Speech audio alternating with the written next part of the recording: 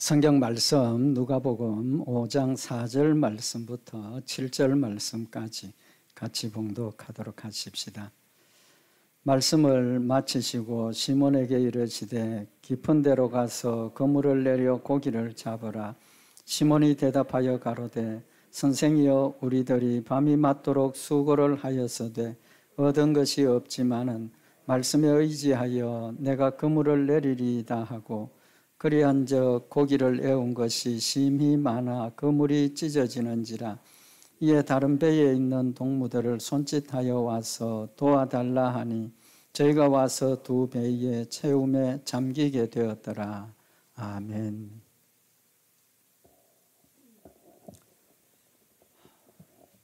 우리 오늘 누가복음 5장 1절에서 11절까지의 말씀은 예수님께서 베드로를 제자로 부르시는 내용이 기록이 되어져 있습니다. 그 내용을 잠깐 요약해서 말씀을 드리면 예수님께서 게네사렛 호숫가에 오셨습니다. 오셔서 보니까 배가 두 대가 있는데 그 배에서 어부들이 내려서 뭘 하고 있느냐 하면 그물을 싣고 있었습니다. 그물을 싣고 있었는데 예수님께서 베드로의 배에 올라가셔서 베드로에게 배를 육지에서 좀 띄워달라고 부탁을 하죠. 그래서 베드로가 배에서 배를 띄웠습니다. 그 배에서 예수님께서 말씀을 전하셨죠. 말씀을 전하시고 난 뒤에 베드로에게 뭐라고 명령을 하십니까? 깊은 데로 가서 그물을 내리라고 말씀을 하시죠. 그래서 베드로가 밤이 새도록 고기를 잡았는데 한 마리도 못 잡았지만 예수님 말씀을 의지해서 내가 그물을 내리겠습니다 했더니 고기가 엄청나게 많이 잡혔죠. 그물이 찢어지는 이제 그런 역사가 일어나고 베드로가 혼자 감당이 안 돼서 친구를 불러서 배 두 대에 가득 채워서 배가 잠기게 될 정도로 고기를 많이 잡은 그런 결과를 기록을 하고 있습니다. 그래서 그때 베드로가 예수님 앞에 엎드려서 주는 그리스도시요 살아계신 하나님이시니다. 또 나는 죄인이로소이다. 이렇게 고백을 하죠. 그리고 예수님께서 베드로를 제자로 나를 따르라고 말씀을 하셔서 제자로 삼으시는 그런 내용입니다. 내용인데 오늘은 이 말씀 가운데서 특별히 순종에 대한 부분 우리 말씀을 참고를 하려고 합니다. 예수님께서 베드로를 제자를 삼으시는 그 과정에 중요한 게 베드로가 예수님께서 부탁하는 내용들을 토달지 않고 다 순종했습니다. 그대로 순종을 한 겁니다. 그 순종의 의미에 대해서 우리가 말씀을 좀 참고를 하도록 하십시다. 마태복음 7장 21절에 보면 나더러 주여 주여 하는 자마다 천국에 다 들어갈 것이 아니요 다만 하늘에 계신 내 아버지의 뜻대로 행하는 자라야 들어가리라 라고 말씀을 하셨습니다. 누가 천국에 들어간다는 겁니까? 하늘에 계신 아버지의 뜻대로 행하는 자라야 천국 들어간다는 말씀을 하십니다. 우리 아버지의 뜻대로 다 행하고 있습니까? 다 못하고 있죠. 그러니까 이게 완벽하게 행하라는 뜻은 아닙니다. 또 완벽하게 우리가 행한다는 뜻도 아닙니다. 믿음에는 뭐가 있습니까? 반드시 순종이 있다는 거죠. 조그만한 거라도 순종이 있습니다. 믿음의 분량에 따라서 그저 주일만 열심히 지킬 수 있는 분도 있고 또 그보다 더 하나님 말씀을 많이 순종할 수 있는 그런 역사도 있죠. 핵심은 믿음에는 반드시 순종이 따른다는 그 사실을 말씀을 하고 있는 겁니다. 늘 강조해서 말씀을 드리지만 우리 믿음에 있어서 뭐가 핵심입니까? 순종이 제일 중요한 거라는 거죠. 믿음에는 반드시 열매가 있고 그 믿음에는 순종이 따르게 된다라는 사실을 지금 말씀을 하시는 겁니다. 그런데 그 믿음이 쉽습니까? 어렵습니까? 쉬울 때도 있고 어려운 것도 있고 그렇죠. 하나님 우리에게 말씀하시는 게 뭐 그냥 쉽게 할 수 있는 것도 있고 또 어렵게 해야 될 일도 있습니다. 또 우리의 순종의 모습이 어떻습니까? 하나님 말씀 받았을 때 쉬운 것도 어떤 때는 쉬운 것도 자꾸 미뤄두는 경우가 있고 어려운 것도 즉시로 순종하는 경우가 있고 상황에 따라 다 다르다는 거죠. 즉시로 순종하는 것이 밀어놓고 순종하는 것보다 훨씬 더 좋다는 건 설명을 안 드려도 아실 거고, 또 거절하고 막 도망갔다가 회개하고 돌이켜서 순종하는 경우도 있고, 뭐 여러 가지 경우들이 있을 수 있다는 거죠. 그래서 오늘 여기 베드로의 순종, 베드로의 순종이 어떤 순종인지 우리 한번 말씀을 좀 참고를 하면서 돌아보고, 우리 원칙은 다 알고 있는 거니까 그 순종에 대해서 한번 잠시 참고를 하도록 하십시다. 예수님께서 베드로에게 요구하신 것이 세 가지입니다. 세 가지인데 여기 3절에 보면 예수님께서 배에 오르셔서 시몬의 배라 육지에서 조금 뛰기를 청하시고 앉아서 무리를 가르쳤다. 예수님께서 베드로의 배에 올라가서 배를 좀 육지에서 떼고 그 배에 앉으셔서 가르치셨다는 겁니다. 배를 띄워달라는 거죠. 그죠? 첫 번째 부탁이. 두 번째는 뭡니까? 4절에 보면 말씀을 마치시고 시몬에게 이르시되 깊은 데로 가서 그물을 내려 고기를 잡으라. 이제 다 마치고 난 뒤에 배를 깊은 데로 가자는 겁니다. 가서 그물을 내려서 고기를 잡으라고 명령을 합니다. 베드로가 순종을 했죠. 그죠? 세 번째 부탁이 뭡니까? 10절에 보면 이제 후로는 네가 사람을 취하리라 라고 말씀을 하셨습니다. 근데 누가복음 5장 10절에는 오늘 본문 말씀에는 그냥 예수님께서 네가 사람을 취하리라 라고 말씀을 하셨지만, 마태복음 4장 18절에 보면 갈릴리 해변에 다니시다가 두 형제 곧 베드로라 하는 시몬과 그 형제 안드레가 바다에 그물을 던지는 것을 보시니 저희는 어부라 말씀하시되 나를 따라오너라 내가 너희로 사람을 낚는 어부가 되게 하리라 하셨다. 그렇게 기록을 하고 있습니다. 내용이 조금 다르죠. 그죠? 내용이 조금 다른 것은 기록한 사람들의 관점이 다르기 때문입니다. 기록한 사람들이 마태가 기록한 것하고 누가가 기록하는 것하고 또 요한이 기록하는 것하고 우리 사복음서에 있는 내용들을 보면 예수님이 하신 일들이 조금씩 다른 내용이 있다는 겁니다. 그 이유가 뭐냐 하면 간단하게 말씀을 드리면 코끼리를 봅니다. 그죠? 코끼리를 보는데 어떤 사람은 뭘 봅니까? 코를 보고, 어떤 사람은 다리를 보고, 그 다음에 누가는 의사죠. 누가는 의사입니다. 그죠? 그 의사의 관점에서 이제 보고 기록을 하기 때문에 예수님께서 십자가에 못 박혀 죽으시는 그런 과정에서 조금 의료적인 이제 그런 의미들이 거기에 포함이 되는 이제 그런 부분들을 볼 수가 있습니다. 그래서 어느 게 틀렸고 맞다가 아니라 서로 보완하고 보충하는 관계에 있는 겁니다. 이제 그런 뜻에서 보면 지금 오늘 여기 본문 말씀에는 내가 사람 낚는 어부가 되리라라고 말씀을 하셨지만 마태복음에 있는 말씀처럼 나를 따라오너라. 그리고 내가 너희로 사람을 낚는 어부가 되게 하리라라고 말씀을 하셨다고 볼 수가 있는 거죠. 이제 그런 관점에서 보면 세 번째 요구는 나를 따라오라는 겁니다. 나를 따라오라. 요 세 가지 요구인데 오늘은 요 세 가지 요구의 그 의미, 그 다음에 베드로에게 예수님께서 요구하신 그 요구가 쉬운 것이었는지 어려운 것이었는지 우리 좀 참고를 하도록 하십시다. 오늘 여기 3절에 예수님께서 배에 오르셔서 베드로에게 배를 좀 띄우라 라고 부탁을 하는 게 베드로의 입장에서 쉽습니까? 어렵겠습니까? 쉽습니까? 배 띄우는 게 쉽죠.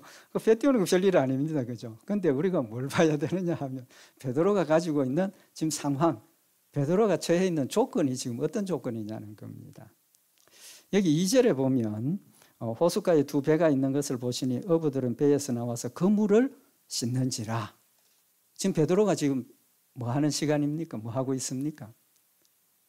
아까 뒤에 있는 말씀처럼 밤새도록 내가 고기를 잡았는데 5절에 보면 시몬이 대답하여 가로되 선생이여 우리들이 밤이 맞도록 수고하였는데 고기 한 마리 못 잡았습니다. 그리고 지금 뭐 하고 있습니까? 밤새도록 고기 잡고 와가지고 한 마리도 못 잡고 그물을 씻고 있다는 겁니다. 그럼 지금 베드로의 상황이 어떻습니까? 밤새도록 고기 잡는데 한 마리도 못 잡았어. 뭐 그런 날도 있겠지만 마음이 넓으면 오늘 그런 날도 있고 다음에 또 많이 잡으면 되지 편안하게 있을 수도 있지만 밤새도록 고기를 잡았는데 한 마리도 못 잡고 배에서 내려서 지금 그물을 씻고 있습니다. 그럼 씻고 뭐 하겠다는 겁니까? 정리하고 집에 가겠다는 거죠. 쉬러 가겠다는 겁니다. 지금 그런 상황인데 예수님께서 배를 좀 띄워달라. 여러분 어떻게 하시겠습니까? 그래서 대답하지 마시고 상상에 맡기겠습니다. 저 같으면 얼마나 피곤하겠습니까? 밤새도록 고기를 잡았는데 그것도 어부가 전문인 사람 아닙니까? 어디 가면 뭐 그 호숫가가 어디 가면 고기가 있고 이런 바람에는 뭐 어디 가요 고기가 있고 물길이 옅으니까 고기가 어디쯤 있고 훤하게 꿰고 있을 겁니다. 근데 밤새도록 가서 잡았는데 한 마리도 못 잡았어요. 마음이 어떻게 했느냐는 겁니다. 뿐만 아니라 이 몸은 또 어떻습니까? 고기를 많이 잡았으면 열심히 여러 가지 일을 해도 몸 안 피곤합니다. 그죠? 밤새도록 했는데 한 마리도 못 잡았으니까 몸도 더 많이 피곤했을 거라는 겁니다. 정신적으로, 육신적으로 굉장히 피곤하고 집에 돌아가기를 지금 간절히 원하는 그런 지금 상황이었다는 걸 우리 충분히 짐작할 수 있습니다. 그럼에도 불구하고 베드로는 어떻게 했습니까? 예수님 원하시는 대로 배를 띄웠다는 겁니다. 우리가 하나님의 말씀 순종하는 일에 있어서 우리가 몸이 피곤하고 또 내가 지금 처해 있는 상황이 뭐 화가 나는 상황, 기분에 따라서 화가 난다든지 여러 가지 그런 상황이 있지만 베드로는 예수님의 말씀을 받아서 순종했으니까 우리도 내 기분에 하나님 말씀 순종하는 거 휘둘리지 말고 또 내 처지, 형편 이런 것에 우리가 하나님 말씀 순종하는 것 휘둘리지 말고 우리가 하나님 말씀 순종하는 것이 좋겠다. 이제 그런 생각을 해봅니다. 이제 두 번째 요구는 뭡니까? 예수님께서 지금 베드로에게 두 번째 요구는 깊은 데로 가서 그물을 내리라는 겁니다. 지금 예수님은 뭘 하시던 분입니까? 뭐 기록은 없지만 예수님의 아버지가 누굽니까? 목수지 않습니까? 목수. 그러니까 이때 상황으로 보면 당연히 예수님이 뭘 도왔겠습니까? 목수 일을 하셨든지 아니면 고기 잡는 거하고는 전혀 상관이 없는 상황입니다. 근데 제가 배를 타고 선장에게 깊은 데 가서 물길 보니까 여기 가서 저기 가서 고기 잡으면 좋겠습니다. 그러면 선장이 뭐라고 그러겠습니까?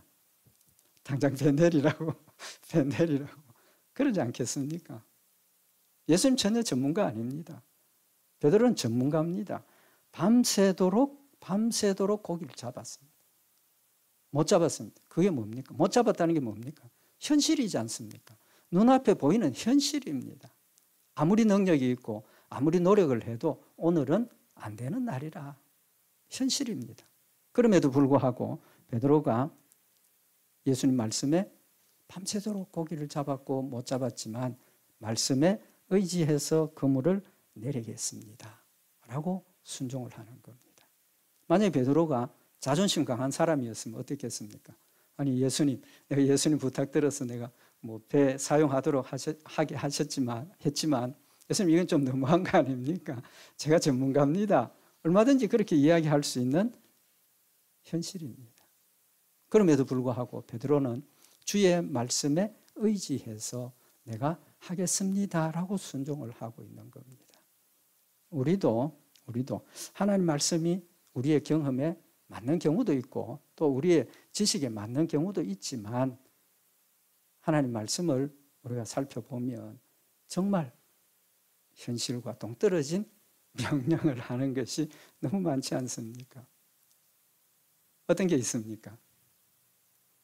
원수를 사랑하라 하신 말씀 현실과 맞습니까? 틀립니까? 모르겠습니다. 대답은 잘 안 하겠습니다. 하나님 우리에게 주시는 말씀들이 우리의 경험이나 우리의 그 어떤 논리나 이런 것에 맞지 않는다는 거죠. 맞지 않는다는 겁니다. 하나님께서 자기를 부인하고 자기 십자가를 지라라고 말씀하시는 그 말씀이 우리의 지식과 경험이나 내 존재 자체를 부인하라는 겁니다. 부인하라는 거예요. 그게 어떻게 우리 마음에 와 닿을 수 있겠느냐는 겁니다. 그걸 우리가 어떻게 실천할 수 있겠느냐는 겁니다. 그럼에도 불구하고 하나님 말씀대로 순종해야 되는 것은 자기를 부인하고 자기 십자가를 지는 그 길밖에 없다라는 사실을 지금 예수님께서 말씀을 하시고 베드로가 순종을 하고 있는 겁니다. 그래서 마태복음 16장 24절에 보면 이에 예수께서 제자들에게 이르시되 아무든지 나를 따라오려거든 자기를 부인하고 자기 십자가를 지고 나를 쫓을 것이니라. 원리가, 하나님 말씀 순종하는 원리가 내 모든 것들을 내려놓고 내 자존심, 경험, 지식, 내 능력 전부를 내려놓지 않으면 하나님 말씀 순종할 수 없다라는 사실을 우리에게 보여주고 있는 겁니다. 베드로는 자기 자존심이 강했던 사람 같으면 어떻게 했겠습니까? 나는 어부인데 밤새도록 고기를 잡았는데 못 잡았는데 예수님께서 그러시면 마음이 상하지 않겠습니까? 그때 당시 예수님이 막 능력을 행하고 그런 상황도 아니지 않습니까? 예수님 사역을 처음 시작하시는 그런 시점인데 베드로가 그럼에도 불구하고 말씀에 의지해서 순종하겠습니다라고 고백을 하고 있는 겁니다. 핵심이 뭡니까? 우리는 하나님 순종하는 일은 뭘 순종하는 겁니까? 하나님의 말씀을 순종하는 겁니다. 하나님의 말씀을 순종하는 겁니다. 인간의 뜻이 아닙니다. 인간의 해석이 아닙니다. 하나님께서 우리에게 주신 말씀을 정확하게 우리가 알고 하나님 주신 말씀대로 순종하는 것이 우리의 사명이고 우리가 순종하는 길이라는 사실을 기억을 하자는 겁니다. 세 번째 요구가 뭡니까? 예수님께서 오늘 여기 누가복음 5장 10절에 보면 세베대의 아들로서 시몬의 동업자인 야고보와 요한도 놀랐음이라. 예수께서 시몬에게 일러 가라사대 무서워 말라. 이제 후로는 네가 사람을 취하리라 하시니 저희가 베드로를 육지에 대고 모든 것을 버려두고 예수를 쫓으니라. 예수님께서 나를 따르라고 했습니다. 그러니까 배를 육지에 대고 어떻게 했습니까? 육지에 대고 모든 것을 버려두고 예수님을 따라갔답니다. 한번 나를 대입 한번 해보십시다. 나를 대입해보자. 내가 만약에 그런 상황이었으면 어떻게 했겠습니까? 저 같으면 예수님, 나 지금 가족 식구들이 있고 지금 예수님 따라가면 인사할 기회도 없고 내가 따라가는 거 가족들 모르니까 내가 집에 가서 아이들에게 또 내 가족들에게 내가 이제부터 예수님 따라가겠다고 전하고 예수님 따라가겠습니다. 시간 좀 주십시오. 그게 상식 아니겠습니까? 그게 일반적인 거 아니겠습니까? 그럼에도 불구하고 베드로와 야고보, 요한은 적시로 따라갔다는 겁니다. 적시로 따라갔다. 마태복음 4장 19절에도 말씀하시되 나를 따라오너라 내가 너희로 사람을 낚는 어부가 되게 하리라 하시니 저희가 곧 그물을 버려두고 예수를 쫓으니라. 곧 적시로 쫓으니라 라고 기록을 하고 있는 겁니다.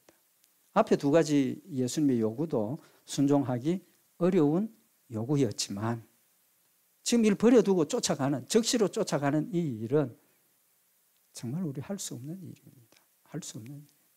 그럼 베드로가 믿음이 좋고 훌륭해서 적시로 순종했겠습니까?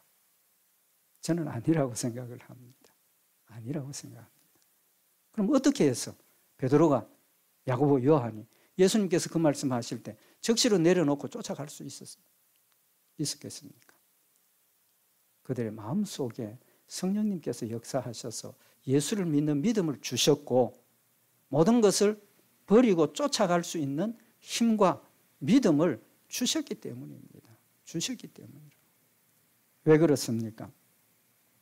오늘 여기 8절에 보면 시몬 베드로가 이를 보고 예수의 무릎 아래 엎드려 가로되 주여 나를 떠나소서 나는 죄인이로소이다 하니 베드로가 그 놀라운 역사를 보고 다른 사람들은 어땠습니까? 다 놀랐습니다. 이게 무슨 일이냐? 어떻게 해서 이렇게 예수님 말씀하시는 대로 고기를 많이 잡을 수 있느냐? 다 놀랐는데 베드로는 뭐라고 그랬습니까? 놀란 게 아니고 뭐라고 그럽니까?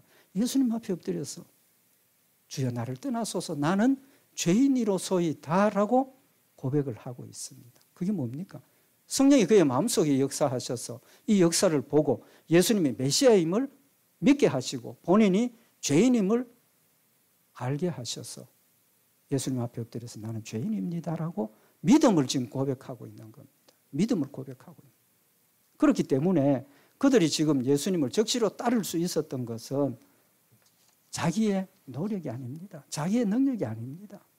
하나님께서 필요하셔서 그들에게 마음에 믿음을 주시고 순종할 수 있는 힘을 주셨기 때문에 하나님의 힘으로 하신 겁니다. 우리가 하나님 말씀 순종하는 것 절대로 내 힘으로 하는 것 아닙니다. 하나님 주신 힘으로 하는 겁니다. 그럼 그 힘을 우리가 발휘하기 위해서 뭐가 필요하다는 겁니까? 그것 때문에 늘 엎드려서 기도하는 겁니다. 그것 때문에 늘 엎드려서 하나님 앞에 도와주시기를 간구하는 겁니다. 우리가 하나님의 말씀을 믿는 믿음, 성령의 능력의 역사가 내 가운데 역사하시는 성령의 능력의 역사가 뭐가 핵심입니까? 병 낫는 겁니까? 죽은 자가 살아나는 겁니까? 아닙니다. 하나님 나에게 주신 믿음의 능력은 하나님 말씀대로 순종할 수 있는 그것이 성령의 능력입니다. 하나님 말씀대로 순종할 수 있는 그것이 성령이 내 가운데 역사하시는 힘이라는 사실을 우리가 알자는 겁니다. 다음에도 말씀을 참고하겠지만 베드로가 그 짧은 시간에 예수님 복음 전하실 때 베드로도 그 옆에 앉아서 다른 사람들보다 더 가까이서 들었지 않겠습니까? 그죠? 좋은 장소에서, 특히 좋은 장소에서 말씀을 들었습니다. 그 말씀이 그에게 믿음이 되고 그 말씀이 능력이 되고 그 말씀이 힘이 되니까 말씀하시는 대로 적시로 순종할 수 있는 능력이 생기더라는 겁니다. 우리의 모습은 어떻습니까? 누가복음 9장에 보면 59절에 예수님께서 또 다른 사람에게 나를 쫓으라 하시니 그가 가로되 나로 먼저 가서 내 부친을 장사하게 허락하소서. 이게 우리의 모습입니다. 예수님 부르셨습니다. 예수님 내 부친 장사하고 그 다음에 따라가겠습니다. 부친의 장사라는 것은 아마 우리 모두가 공통적으로 생각을 하겠지만 제일 중요한 것 중에 하나 아닙니까? 버릴 수 없는 일입니다. 포기할 수 없는 일입니다. 꼭 해야 된다라고 우리가 생각을 하고 있는 그것까지도 어떻게 하라고 하셨습니까? 죽은 자들로 자기의 죽은 자들을 장사하게 하고 죽은 자들로 죽은 자들을 장사하게 하라. 뭡니까? 지금 이건 믿음에 대한 이야기입니다. 믿음에 대한 이야기. 다음에 더 자세하게 말씀을 참고를 하도록 하고 하나님께서 맡겨주신 믿음의 일을 할 때는 세상에 이런 세상 사람들에게 맡겨두고 우리는 믿음으로 주의 일들을 감당하자라는 사실을 말씀을 하고 있는 겁니다. 누가복음 9장 61절에 보면 또 다른 사람이 가로되 주여 내가 주를 쫓겠나이다마는 나로 먼저 내 가족을 작별케 허락하소서. 좀 전에 말씀드린 것처럼 이 상황에서 베드로가 예수님 따라는 가겠지만 내 집에 가서 형제들, 내 아내, 자녀들 이야기하고 이별 좀 하고 또 뭐도 하고 배 가지고 있는 재산 정리 좀 하고 따라가겠습니다. 이게 일반적인 상식적인 생각일 겁니다. 그럼에도 불구하고 예수님 뭐라고 말씀을 하십니까? 누가복음 9장 62절에 보면 예수께서 이르시되 손에 쟁기를 잡고 뒤를 돌아보는 자는 하나님의 나라에 합당치 아니하니라. 쟁기를 잡았다는 게 뭡니까? 이제 하나님의 부르심을 받고 하나님의 일을 하는 그런 시작 상황인데 쟁기를 잡은 사람이 뭘 봐야 됩니까? 앞을 봐야 되죠. 밭을 봐야 됩니다. 앞으로 갈 밭을 봐야 돼요. 그래야 소가 끌면 내가 조절을 하죠. 잡초가 나 있는 곳, 또 땅을 파야 되는 곳 정확하게 조절을 해서 농사 짓는 일에 효율적으로 할 수 있다는 겁니다. 그런데 쟁기 잡은 사람이 뒤를 보고 있으면 어떻게 됩니까? 어디로 가는지 금방 넘어지고 말 겁니다. 왜? 앞을 못 보니까. 예수님께서 우리에게 주시는 말씀은 하나님 우리에게 주신 그 말씀이 우리에게 주어졌을 때 앞만 보라는 겁니다. 앞만 보라. 앞만 본다는 게 뭡니까? 하나님만 보라는 거죠. 약속하신 하나님만 보고 우리를 하나님 말씀대로 순종하게 하시면서 그 순종을 통해서 하나님의 뜻을 이루게 하시되 우리에게는 유익하게 하시는 하나님이십니다. 하나님의 일에 절대로 손해나게 하시는 법 없습니다. 하나님 우리를 지켜주시는 겁니다. 우리가 하나님 말씀 순종하는 일, 최상의 순종은 뭡니까? 적시로 순종하는 것. 결론이지 않습니까? 곧 버려두고 쫓으니라. 곧 버려두고 쫓으니라. 하나님의 말씀이 분명하면 적시로 순종하는 것이 옳다는 겁니다. 또 그것이 유익하다는 겁니다. 왜 그렇습니까? 하나님의 말씀이 임했을 때 적시로 순종하면 그의 마음의 자세가 뭐라는 겁니까? 우선순위가 누굽니까? 하나님이라는 겁니다. 하나님 중심으로 하나님 제일로 생각하니까 하나님의 일, 내가 해야 될 일, 뭐 친척 돌아보고 가정 정리하고 인사하고 하나님 일 비교했을 때 하나님이 최우선이면 어떻게 합니까? 인사 정리 미룰 수 있다는 겁니다. 미룰 수 있다. 다음에 해도 된다는 겁니다. 하나님 중심이 되고 하나님이 최고가 될 때 즉시로 하나님 말씀을 순종할 수 있는 힘이 생겨진다는 겁니다. 그래서 하나님께서 우리에게 요구하시는 게 뭡니까? 하나님 중심, 하나님 말씀 중심, 교회 중심이라고 말씀을 하고 계시는 겁니다. 내 삶의 우선순위가 어디에 있느냐는 겁니다. 두 번째로 적시로 순종하는 것이 우리에게 유익한 이유가 뭡니까? 자꾸 미루면 뭐가 생깁니까? 사탄의 역사가 생깁니다. 틈이 생기죠. 그 틈을 사탄은 공격을 하고 순종하지 못하도록 방해를 한다는 겁니다. 적시 순종하면 사탄이 틈탈 여가가 없는 겁니다. 그렇지만 미루면 그 시간 동안 사탄이 우리 가운데 역사해서 방해한다는 거죠. 예를 들어 보십시다. 베드로가 예수님, 내 지금 가서 내 식구들한테 인사하고 따라가겠습니다. 그리고 예수님이 허락을 해서 베드로가 집에 갔습니다. 집에 가서 식구들 모여라. 이제 내가 예수님의 부르심을 받았다. 이제 그래서 내가 예수님의 제자가 되기 위해서 따라갈 거다. 그러면 가족들이 어떻게 했습니까? 의견이 100% 일치해서 오케이, 우리 아버지, 내 남편 가시라고. 그러겠습니까? 물론 그럴 수도 있지만 아닌 경우가 더 많겠죠. 왜 그렇습니까? 신앙이 다 다르다는 겁니다. 신앙이 다 달라요. 제가 목회를 하면서 보니까 부부가 같이 신앙생활, 가족이 같이 신앙생활 하는 사람이 오히려 교회 일 때문에 갈등을 겪는 경우들이 들어 있습니다. 들어 있어요. 혼자 신앙생활 하시는 분, 같이 신앙생활 하는 가족을 보고 부러워하고 뭐 이제 그런 있지만 장점도 있어요. 왜? 혼자 신앙생활 하니까 이건 혼자 결정하면 돼요. 쉬워요. 하나님의 일들이 하나님의 말씀대로 적시로 순종하지 않으면 어떤 경로로든지 반대하고 방해하고 막는 일들이 있다라는 사실을 우리에게 교훈을 하고 있는 겁니다. 그 다음에 이제 이 베드로의 순종의 결과가 뭡니까? 순종의 결과. 축복을 받았습니다. 왜 그렇습니까? 하나님 우리에게 약속하신 약속이 순종하면 뭐라고 그랬습니까? 축복이고 불순종하면 징계라 그랬지 않습니까? 그럼 지금 베드로가 받은 축복이 뭡니까? 베드로가 하나님 예수님 말씀 순종하고 받은 축복이 뭡니까? 첫째는 물고기들 그물이 찢어지도록 물고기 잡은 게 축복이지 않습니까? 그게 축복이잖아요. 물론 버려두고 가니까 그게 뭐 경제적인 이득은 안 됐는지 모르지만 예수님 말씀대로 순종했더니 예수님 뜻대로 고기가 너무너무 많이 잡혀서 그물이 찢어지는 역사가 일어나고 두 배에 넘치도록 고기가 잡힌 그런 역사를 체험을 한 겁니다. 우리에게 주신 영적인 의미가 뭐겠습니까? 우리가 하나님 말씀대로 순종하면 하나님이 약속하신 약속이니까 적시는 아닐지 모르지만 언젠가는 하나님께서 우리의 수고에 대한 것들을 채워주시고 갚아주신다는 약속을 하고 있는 겁니다. 보여주고 있는 겁니다.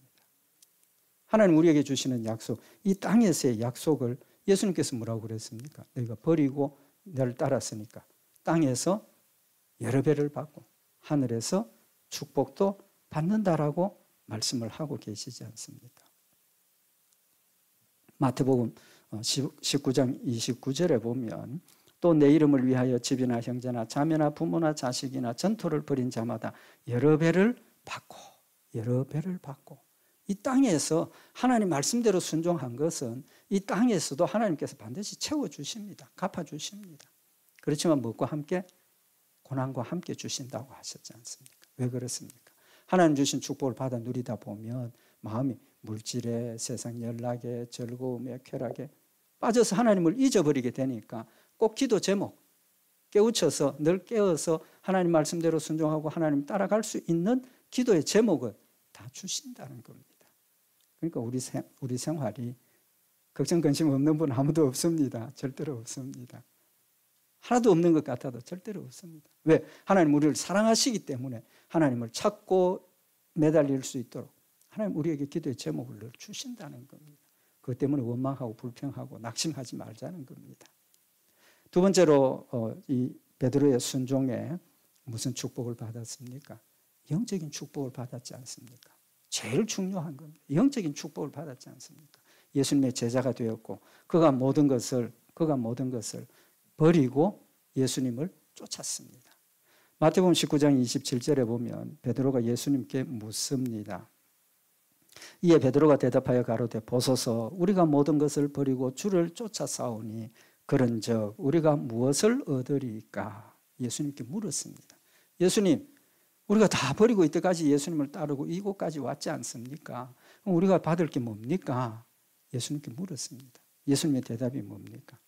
마태복음 19장 28절에 예수께서 가라사대 내가 진실로 너희에게 이르노니 세상이 새롭게 되어 인자가 자기 영광의 보좌에 앉을 때에 나를 쫓는 너희도 12보좌에 앉아 이스라엘 지파를 심판하리라 라고 말씀을 하셨습니다. 그 내용은 예수님만 아시지 우리는 정확한 내용을 알 수가 없습니다. 또 29절에 또 내 이름을 위하여 집이나 형제나 자매나 부모나 자식이나 전토를 벌인 자마다 여러 배를 받고 또 영생을 상속하리라. 영생을 상속하신다 하셨습니다. 썩을 것으로 심었지만 썩지 않는 것으로 주시고 갚아주시고 세상에 없어질 것들 유한한 것을 가지고 하나님 앞에 드렸지만 영원한 것으로 갚아주신다고 약속을 하신 겁니다. 우리의 축복이 어디 있습니까? 천국에 있는 것 아닙니까? 하늘나라에 산 소망이 궁극적인 우리의 축복이고 목표가 거기 아닙니까? 하나님 말씀 순종할 때 하나님께서 천국에 내 상급들을 차곡차곡 쌓아두시고 내 있을 집들을 만드신다라는 사실을 말씀을 하신 겁니다. 우리 하나님께서 우리에게 주신 명령은 순종하라는 겁니다. 다시 한번 순종에 대한 의미를 우리가 마음에 새기고 우리도 베드로처럼 밤새도록 고기를 잡았는데 하나도 못 잡았지만 주의 말씀을 의지해서 순종하겠습니다 하는 이런 믿음이 우리의 삶 가운데 아름다운 열매가 되어서 하나님께서 약속하신 천국의 축복을 풍성히 받아 누리는 복된 역사에 있기를 바랍니다. 기도드리십시다. 사랑의 하나님 아버지, 베드로를 사랑하셔서 하나님의 제자로 삼아주시고 또 그의 삶에 하나님 말씀대로 순종할 수 있는 힘을 더하여 주셔서 인간의 형편이나 인간의 조건이나 자신의 어떤 그런 여러 가지 그 내용들을 볼 때 절대로 순종할 수 없는 그런 상황이지만 성령님 역사하셔서 순종하게 하시고 하나님의 뜻을 이루게 하시고 하나님의 놀라운 축복을 받아 누리게 하셨음을 다시 한번 마음에 새기는 시간이 되게 하시고 지금도 하나님 베드로에게 하신 똑같은 역사를 나에게 하고 계심을 우리 마음속에 다시 한번 새겨서 성령님 내 마음속에 역사하실 때 아멘으로 적시로 항상 순종하며 하나님 약속하신 축복들을 풍성히 받아 누리는 복된 역사들 있도록 주님 인도하시옵소서. 우리 주 예수 그리스도의 이름으로 기도드리옵나이다. 아멘.